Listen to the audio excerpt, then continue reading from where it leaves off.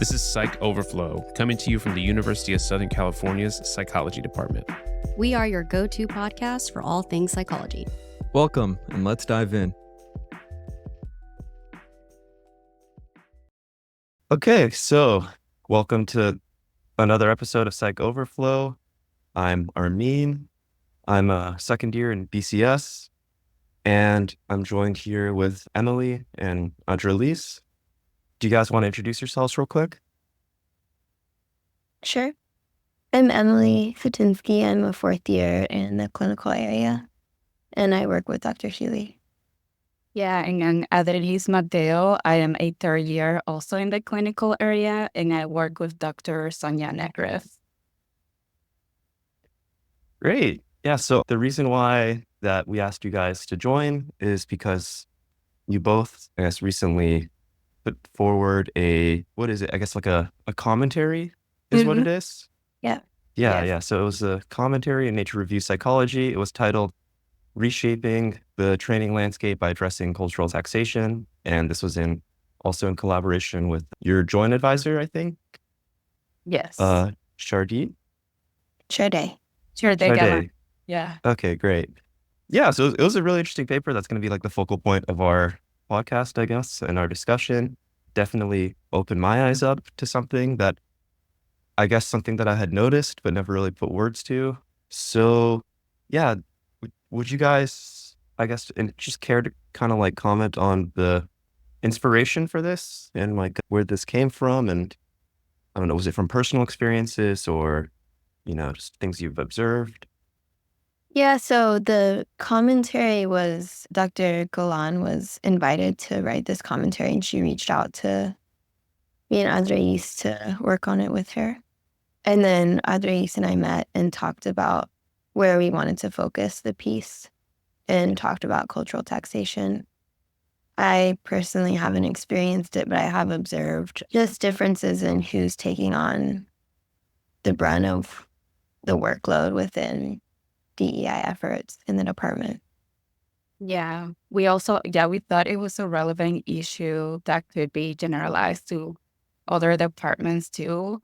And also we talked a little bit about it in the commentary, but that it affects students and faculty. So even though the commentary focuses on students specifically, we talk about this double taxation piece that impacts faculty too.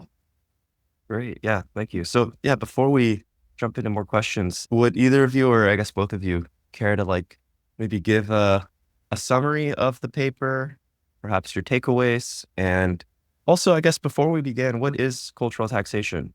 Can we define that real quick before we continue? Yeah, sure. So a slightly revised version of how we describe cultural taxation in the paper is just the extra and unpaid work and responsibilities that are often placed on people from underrepresented groups because of their cultural background or identity.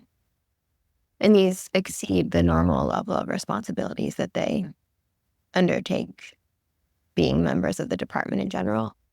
The cultural taxation can extend to multiple areas, including mentorship, being involved in committees, teaching, and expectations to answer questions or speak for their cultural group. Awesome. Great. Okay. So I guess we'll just jump into some questions about the paper. So the first question was that your article touches on the tension that maybe some trainees of color feel between wanting to engage, in DEI work. So for us, this would be, I guess, like the climate committees. So I'm sure other departments have similar committees. And also, I guess your paper kind of touches on this sort of maybe like overt, but also like kind of like, I don't know how to describe it. Like this also like implied sort of weight that students of color should also join these committees. So how do you think programs can kind of like navigate this, where students who want to be involved might feel compelled to be involved, and this could kind of like affect the way that maybe they approach these things, or, obviously I don't think compelling people to want to do something is like a great way to get people to do things, right? So I'm just wondering how you think programs can kind of navigate this.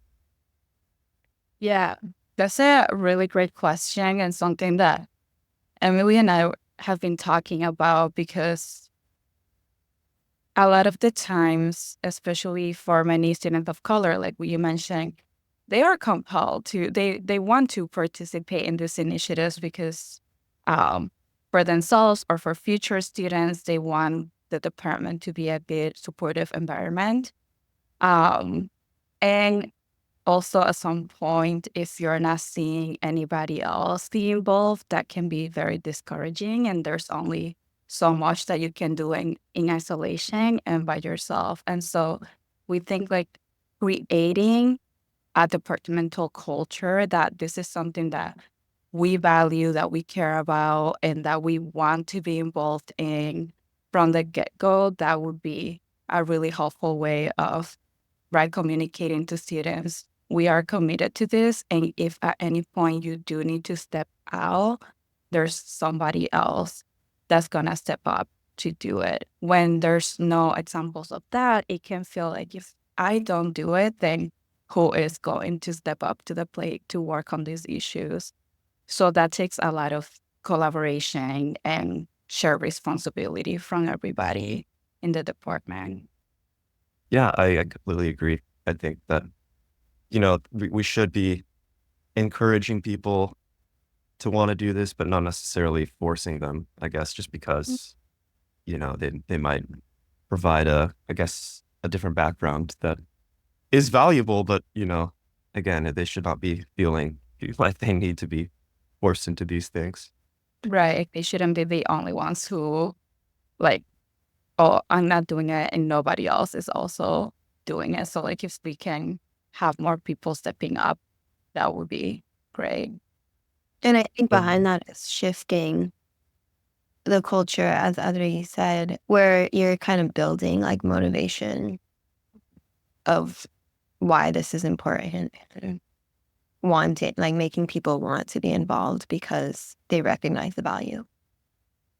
I completely agree with that, and I think we'll touch on that later as well. So, I guess also for for anyone listening, I have like written questions that I'm reading off of. So if it sounds like I'm reading off of something, it's because I am. But the second question I had was that your paper mentions the impact of the microaggressions, right, with kind of compounding with cultural taxation. Is there more to this relationship, or is it just kind of like these are just both, things that, students of color, students from minority groups kind of just both experience, maybe like disparately or in like kind of like two tangential ways that kind of come together in this greater form of, I guess, impact? Or do you think that there's like a bit more of a kind of relationship between the two? Yeah.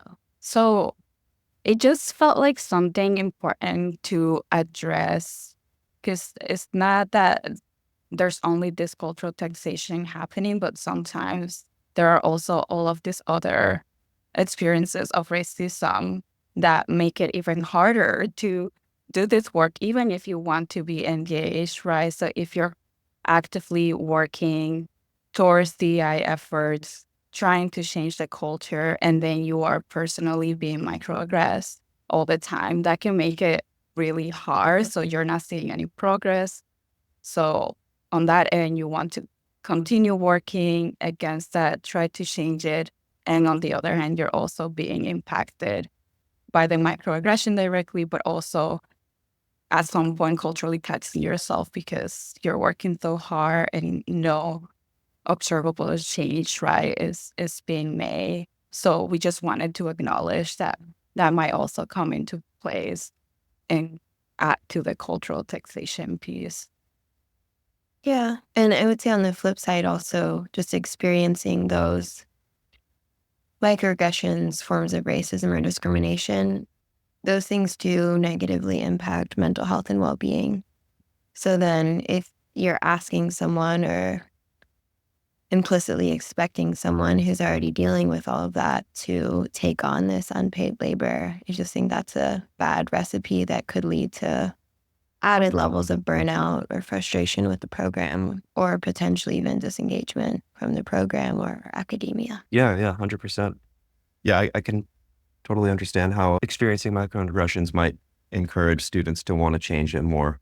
But then that, I guess, feeling of compulsion also adds to the cultural taxation, as you mentioned. So obviously, as PhD students, as academics, we're here to do research, right? And the kind of like the main way that's being, I guess, that's being displayed is through publications and putting scientific work out in the field. And you guys touched on the fact that cultural taxation could, in fact, impact career trajectories because it could pull these students away from their responsibilities. And again, this might not just be in, DEI subcommittees that they might feel, forced to be involved with, but also you guys mentioned that in certain studies, if there is a specific minority group or another language that is being used in the study, that these students might be encouraged, but kind of like more so forced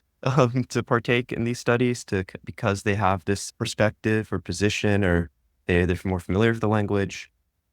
So I guess this is a two-pronged question. Can you just comment on that generally a bit more? And then also, how do you think that this would impact their career trajectories? But also something that I thought of was, could this also have a further impact on just the demographics of, the leadership, I guess, or professors in, our department? Paper was kind of catered around psychology. I think it's obviously more general. So just departments in general, right? So yeah, two questions. You can answer whichever one you want. Yeah, Adrelys, I don't know if you want to take on the language part, because that was more your focus in the paper, and then I can talk a little bit about the career trajectories. Yeah, I'm happy to do so. So we wanted to we bring in the language piece in the commentary because it is a common thing that happens across labs, where if someone speaks another language and they happen to be collecting data from that population, then maybe there's almost this expectation that the person who speaks the language is there to kind of help with that. And maybe the person wants to help with that. And if they do, that's great. But we shouldn't be making assumptions about what experiences students want and don't want. And we also should be thinking about, okay, if this student is only focused on running participants who speak this language, what other experience might they be missing out on that they're here to gain, right? So do they have less time to work on publications, which is at the end of the day what's rewarded in academia? Unfortunately, a lot of this other work isn't recognized. And so just making sure that you're asking your students, not assuming, and making sure that they feel comfortable with their expertise, right? You're also making the assumption that they know how to appropriately maybe translate different questionnaires or how to fluently speak the language in a academic setting. But that might not be the case. Those are very specialized skills too. And if that's the case, then you can always hire out to professionals who know how to do that and know how to do it well. And it's a service to your community too that you're working with in your studies. Yeah, and I think building off of that, I think when students have that level of expectation to be involved in running these participant visits or translate materials, and that's diverting their time and energy away from activities that are rewarded in academia, that's a big part of this cultural taxation, to give them less time for their own professional development, wherever that might be. And so it could shift just how productive they are in terms of what's rewarded during their graduate career, but it could also shift career decisions through discouraging them about staying in academia and give a negative view of what this culture is like, where there is this high level of taxation. And I would say at the faculty level too, a lot of faculty of color might be expected to take on the brunt of the work or feel compelled to because of wanting to shift, again, this cultural dynamic. But that can add to burnout and add stress, and that can have trickle down effects on the students that they mentor or supervise. We're seeing that level of stress, and we're also seeing that it's these faculty who are taking on the brunt of the workload, and that kind of reinforces that culture. Yeah. Yeah. And so I think, yeah, something that you guys touched on was this kind of like, basically, it's like there should be more incentives, I guess, to do something like this, and one of those is through pay. The other that was mentioned was perhaps through scholarships or even like maybe some DEI, like focused rewards or things like that you could, I guess at least just put on your CV, right? And I think that's a great idea. I think that it would be great to kind of like recognize that the efforts put into like DEI committees and just DEI, like I guess focuses in general, whether it be again through subcommittees or even just helping out with other studies, should be recognized more. And it is unfortunate because as you mentioned, Adrelys, it is just kind of like the main reward in academia is getting your name on publications.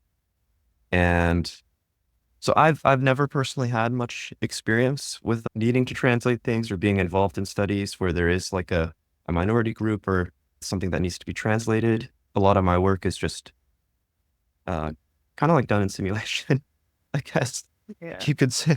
I kind of like defer to you guys. Do you notice that people who do these things like for the studies, are they typically put as an author on the study? And then because I think that kind of varies in general too, because there's no like hard rule about like how much work do you have to do to be put onto the paper, right? It's always seems kind of like up to the discretion of the authors. And to kind of build on that too, it's like, going back to the sort of, I guess, incentive of academia and being publications, it's also like how many first and second author publications you have too, right? And, I'm not involved in it, but I don't imagine that people who kind of assist with translating things would be in that kind of like first, second author position. They'd probably just be put like somewhere in the middle, which you could also make an argument that putting them in the paper, while it is a positive, would also pull them away from their own studies that they would be, again, leading. So again, as two people who I think might have more experience in this than I do, is this something that you have noticed as well? Yeah, I think it will, like you said, it will depend on the lab and the principal investigators, like understanding of how authorship works. But usually, unless you were like a main collaborator on the paper, you probably would be kind of put there forward, right? Like that, not first author, just for simply translating or helping with running the studies in another language. Yeah, Emily, I don't know if you've had other. Yeah, no, I think that's pretty accurate. And I would add, just circling back to what we were saying earlier, is if you're doing all these participant visits and translation, you have less time to be involved in like developing the scientific methods and running analyses. And those are often the types of work that are rewarded with first or second authorship. Great. And then, so we kind of touched on this briefly, but so, obviously this was published in Nature Psych Reviews. So it was, and as you guys are in psych, I think the commentary itself was centered around psych, but obviously I think it applies to other fields. I'm curious if you guys think that what you mentioned, or rather the solutions you mentioned, have applications kind of just more broadly than just in our field of psychology. Yeah, I would say absolutely. I think cultural taxation is very widespread across different academic and professional disciplines. And there is this pressure across many domains where underrepresented students or faculty or employees have this extra pressure to take on mentorship or teaching or committee leadership roles, or even expectations to speak or represent their group, translate materials. I think that's common in like the nonprofit sector as well. And again, as we were talking about, this often will co-occur with experiences of racism or discrimination or microaggressions in the workplace. So I think across the board, given that it's a issue everywhere, we need to make this cultural shift, center the importance of cultural humility, building inclusive communities, and kind of build a motivation across people of why this work's important, how they can be involved, and redistribute labor across the board. And offering tangible compensation. So if in industry fields, people are spending time on unpaid work, like reevaluating compensation mechanisms and systems. Yeah, 100%. I completely agree. I think that it's is obviously, I think it is a widespread problem, and the more compensation we can get, the better. And I guess we can discuss that later. But my final question was kind of more focused on my experience specifically with our DI committees here in psychology at USC. So, for those of you who are unaware, this podcast is kind of done in conjunction with the Curriculum and Training Committee. And so the goal is to kind of just spread information, ideally training resources about DEI practices and how researchers can implement those into their own research, I guess, and ideally just life. So something that I hadn't experienced, but that had been kind of brought up to me before I joined, I guess this was done previously, was there was kind of like an effort, I think, to get professors to maybe modify their syllabi. I don't know exactly how it looked. I think professors would send their syllabus in if they wanted to, and members of the CTC committee or just DI committees in general would kind of comment on it and make suggestions about like topics they could teach, maybe like underrepresented researchers, like DI kind of effective teaching practices, etc. So from what I gathered is that many people seem to like overestimate, I guess, how knowledgeable they are about DEI. And, myself included, I think, like as like the child of two immigrants, I obviously care about DEI issues, but it wasn't really until I started being involved in it that I realized like, oh shit, like I don't know anything about this. And it's like very complex. And it's like a very active area of research, right? Like it's not just people who just write things. This is like stuff that's actually being researched. So I guess my question is that there is this sort of like, I don't want to say maybe reluctance, but perhaps like overconfidence in people with their kind of like knowledgeability about DEI issues. And, I kind of personally, I view this as like a barrier to progress with these like DEI, I guess, problems that we're talking about. So I guess this is like a tough question, but what do you guys think would be kind of effective to motivate, I guess, deeper engagement or just like self-reflection among faculty and students with regards to like DEI issues? Yeah, this is a good question. I think like in clinical psychology, sometimes we do this thing called motivational interviewing, right? And the idea is that to work on changing behaviors, there needs to be a certain level of motivation to want to do it. Without it, right? Like you're saying, you can try to force people to be engaged all you want, but if there's no motivation to change, that's not really gonna happen. And so assessing what's the motivation level, why are people not motivated or not motivated to be engaged in these issues, that could be a good first step. And then engaging them. And I know Emily has some really great ideas for engaging people through, right, like self-reflection work that we could be integrating into different types of trainings, like our classes, but also departmental-wide conversations around identities. And Emily, I don't know if you wanted to share a little bit more. Yeah, in clinical, again, we've had a few classes where we've had like guided reflective exercises.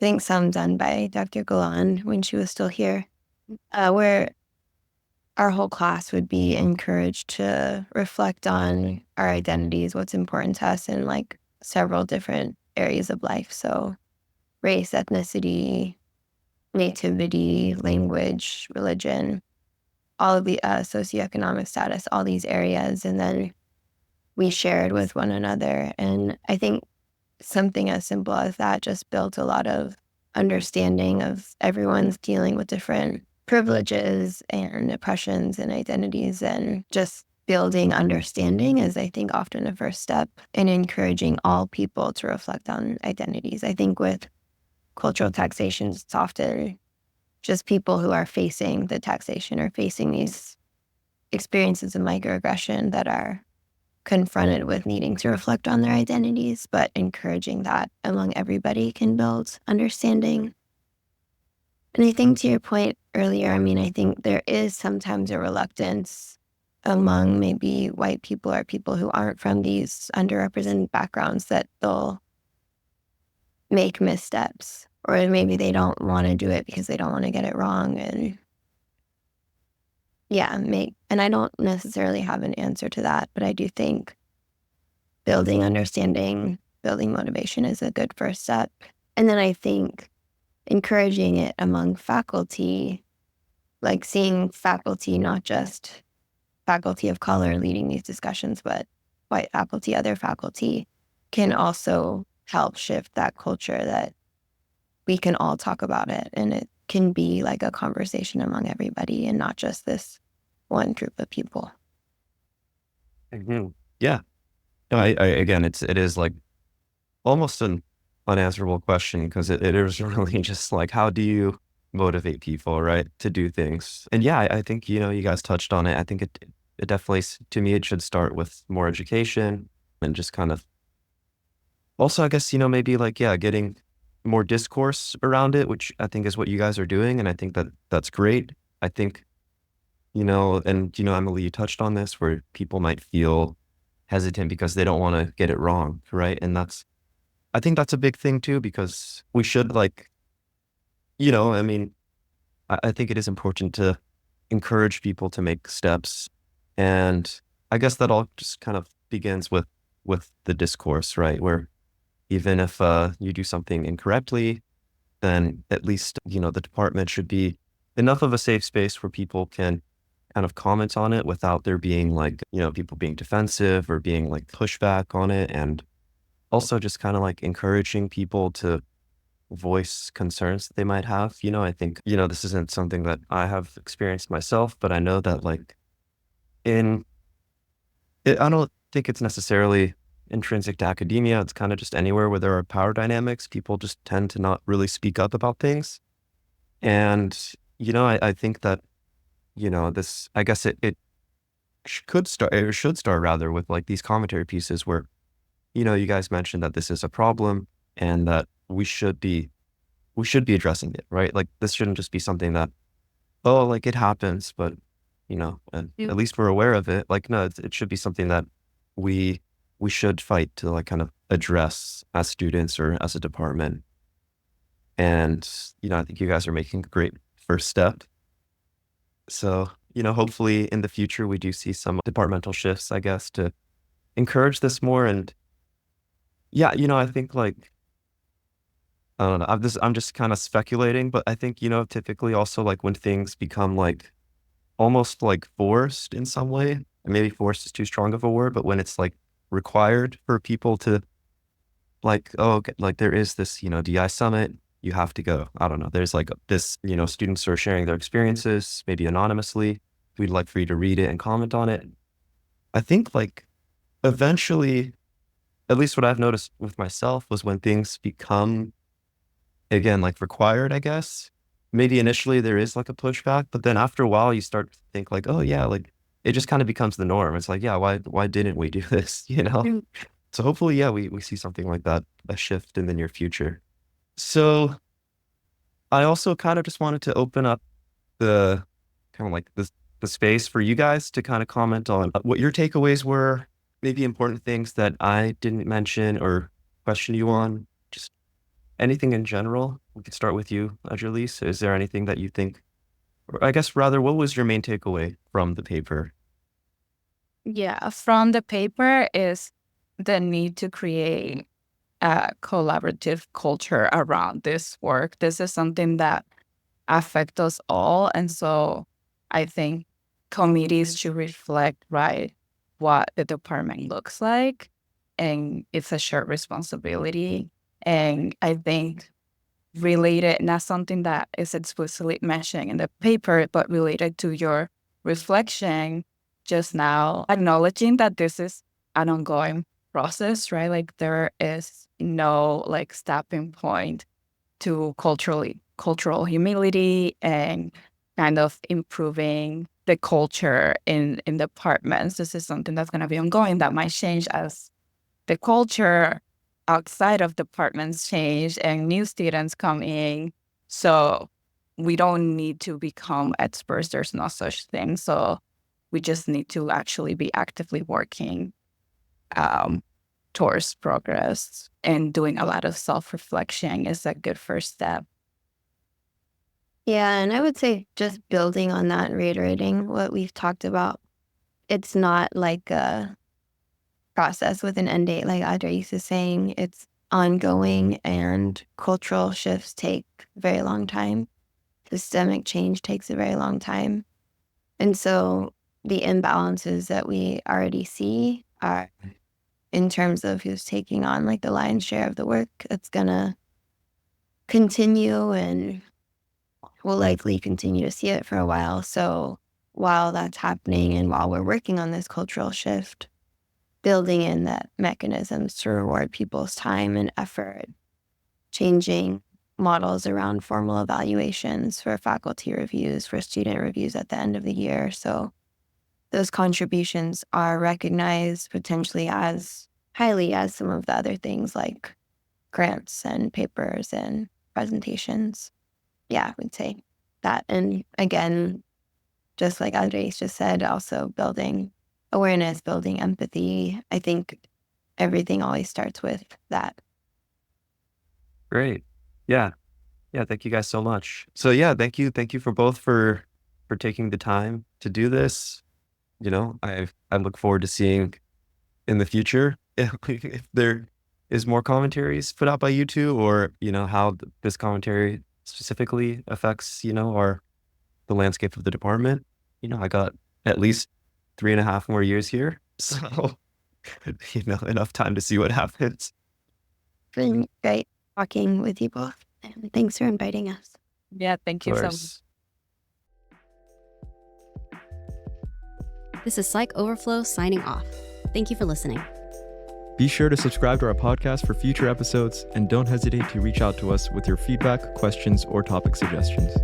See you next time.